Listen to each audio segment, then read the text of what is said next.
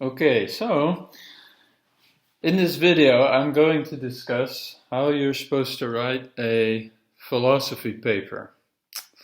So first, I'll discuss what is a philosophy paper and how is it different from writing a paper in a different discipline.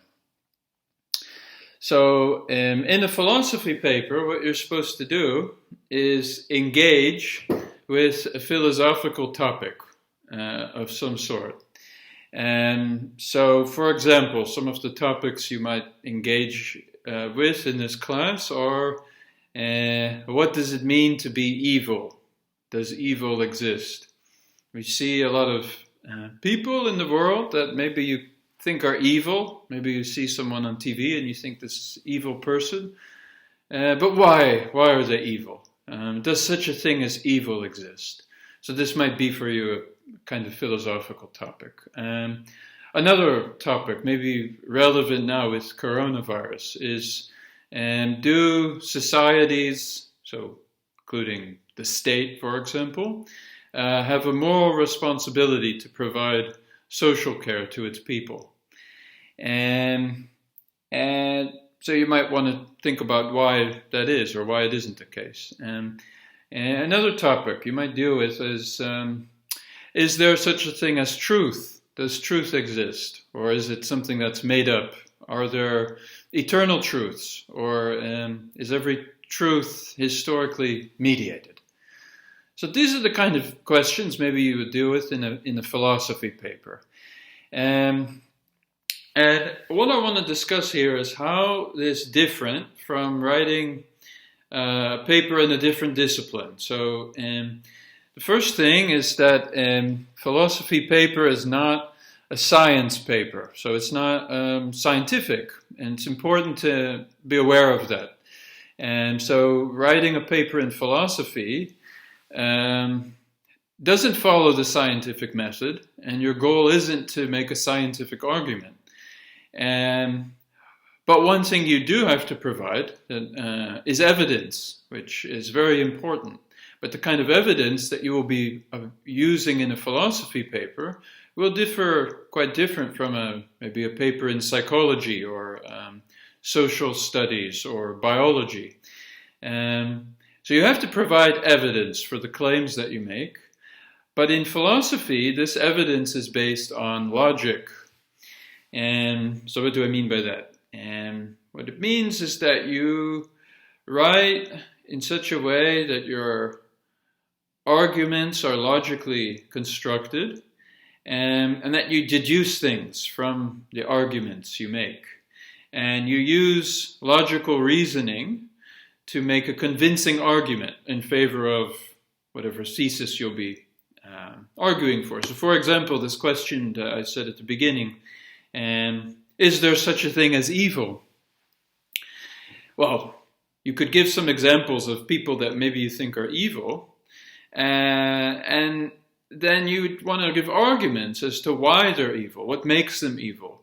And of course, you could use evidence taken from different disciplines, such as psychological research, for example, into people's psychological state of mind that makes them act in a certain way. But ultimately, your arguments will be based on logical, reasoning, well-constructed arguments.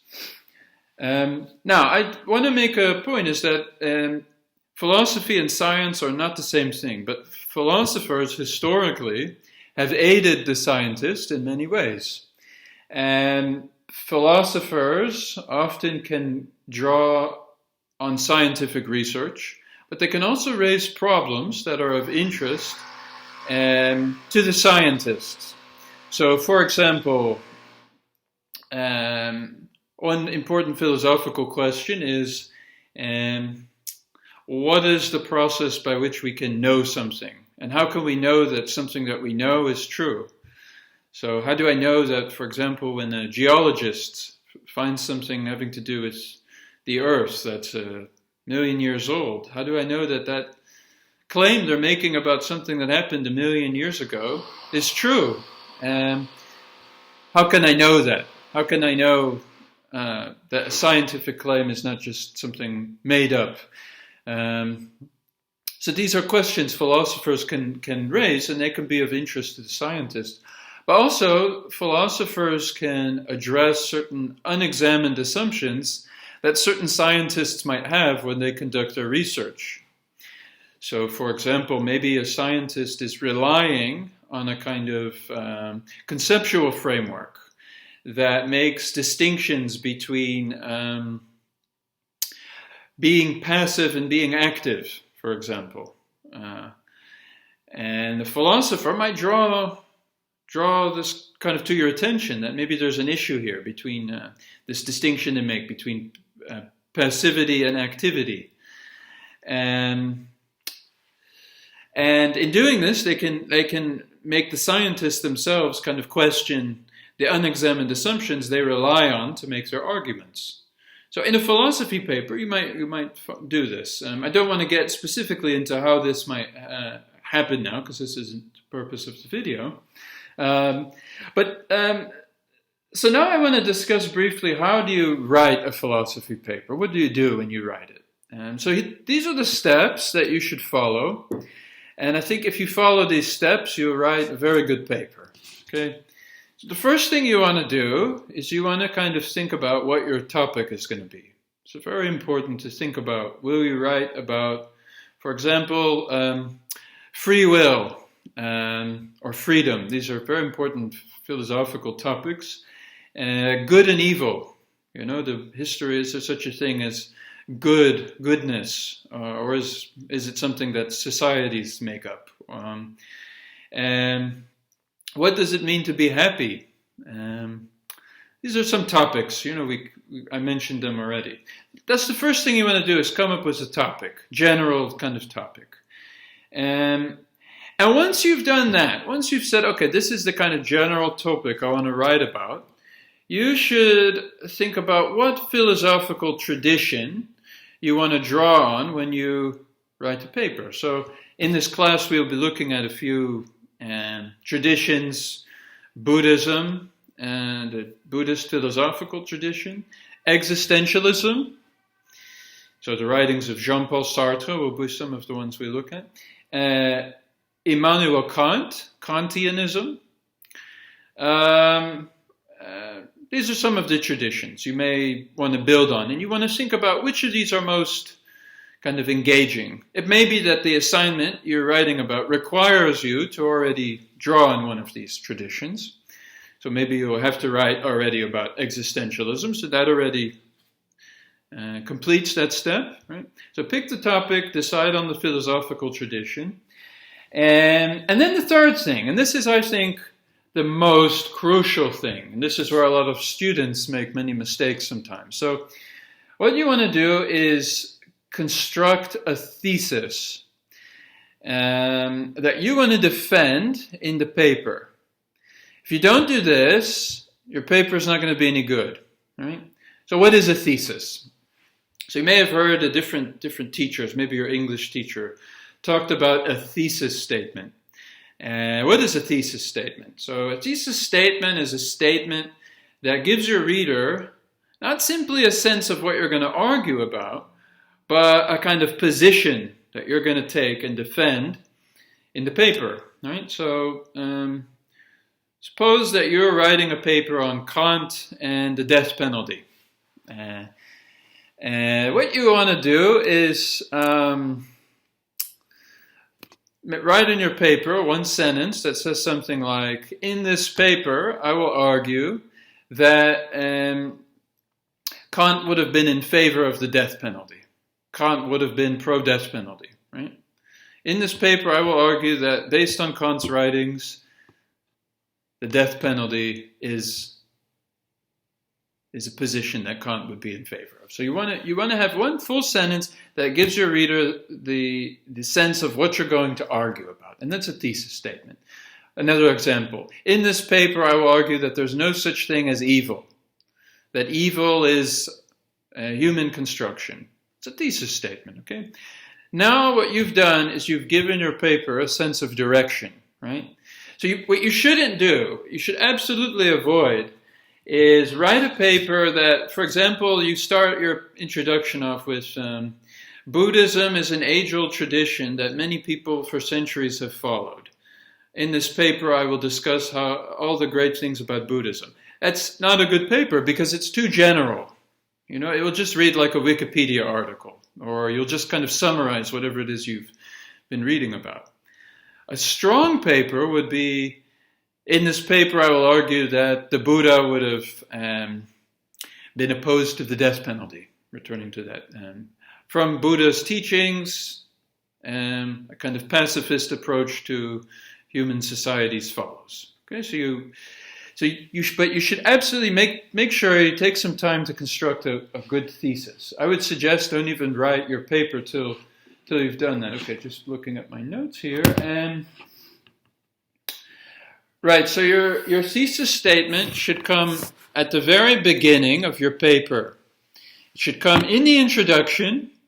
If your teacher allows it, I certainly allow it, you should bolden the thesis statement so that it's clear what it is that you think is your thesis statement. Once you've done that, and make sure you take some time to construct it properly, that it's well written. You can have some other people look at the thesis statement. I can certainly look at your thesis statement. If you're one of my students, it's fine.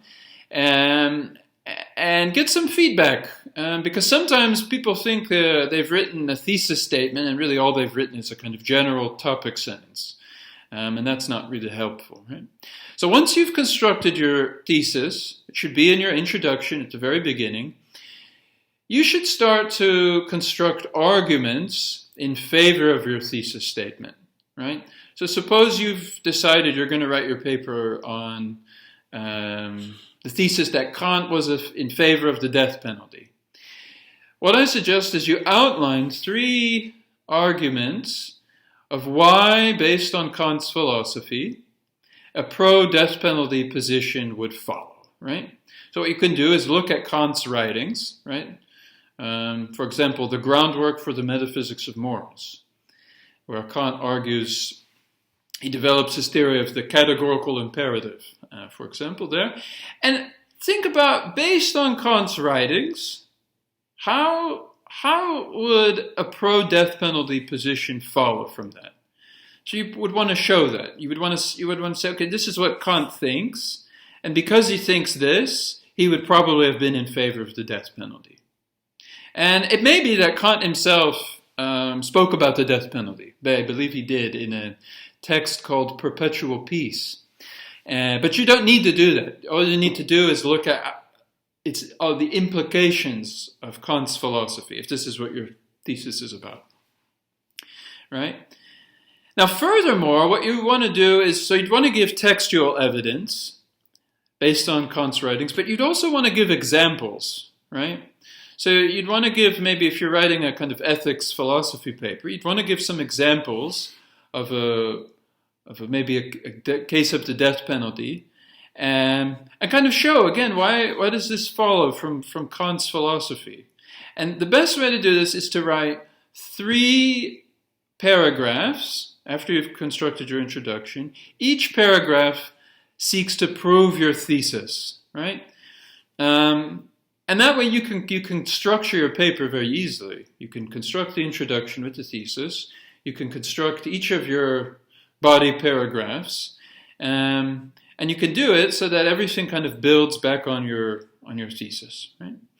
And so just a few additional suggestions on doing this. Number one, one good way to prove your thesis is to contrast your position with contending positions, right? So a lot of people would actually probably argue that Kant's philosophy does not entail support for the death penalty. And they would say that probably if you follow Kant's philosophy to its logical conclusion, you would end up with a kind of anti-death penalty theory, right? Kant would not have been in favor of this, very likely. So what you'd want to do is to show, you'd either want to find someone else who's made that argument, and you'd want to show why you think that argument is incorrect, and then use that as an opportunity to defend your own position, right? But it's very important to be respectful of the other person's position. You don't want to just, say they're wrong or just denounce them. You want to be respectful, but you want to try to show why your position's more convincing, right? That'll create a more strong argument in favor of your own.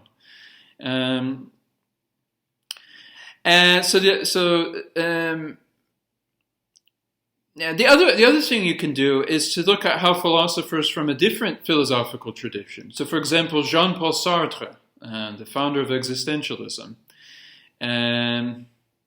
his philosophy, probably he would say that you could be in favor of the death penalty and be an existentialist, but you could also be opposed to it, actually. For him, it probably really depends on the person. It depends. But what you'd want to do is you'd want to say, well, you'd want to contrast that philosopher's position with Kant's position and maybe show why Kant's position is more helpful for thinking about this topic of the death penalty. And why, particularly, his position makes more sense if you're trying to take a pro-death penalty or anti-death penalty position, right? So when you do all that, after you've done all that, you want to draw a few conclusions. Now, for a lot of students, the conclusion often seems to be the hardest. A conclusion and a conclusive paragraph isn't just a summary of what you've written. It should draw implications of how what you've written about could impact the kind of larger academic community that you're writing in, or social implications. So, for example, you've just written this paper showing that Kant's philosophy would be for or against the death penalty. And what you want to do is to kind of show how Kant's philosophy could contribute to the larger debates in ethics about the death penalty. And you could say how also his philosophy could have larger social impact on, for example, public policy making. And also maybe how it could be of interest to other disciplines. So, for example, medical ethics. For example, now in the corona crisis time, a lot of debates are unfolding about the responsibility of doctors, for example. Like, is it ethical to allow people to die in the hospital if there's not enough beds in order to save a larger amount of people? Or should hospitals simply receive more funding so that then they can treat the maximal amount of people? Is it ethical to allow someone to die? What value should we attach to their life? Well, maybe you could show how what you've written about Kant could contribute to that discussion. In a concluding paragraph, you can maybe raise some of those things. You don't want to get into a deep discussion because, of course, you're ending the paper. But the point is simply to draw some conclusions of how what you've said could contribute to the larger debate. But also, a conclusive paragraph can also be kind of moderate attempt to show how maybe there are unexamined questions that are still unanswered by your paper and that maybe still need to be addressed in the future, right? So that's how you write a philosophy paper. The point of a philosophy paper is to make people think about difficult philosophical questions, ethics questions, to raise these kind of points. So this is how you write a philosophy paper. I hope the video was helpful to you.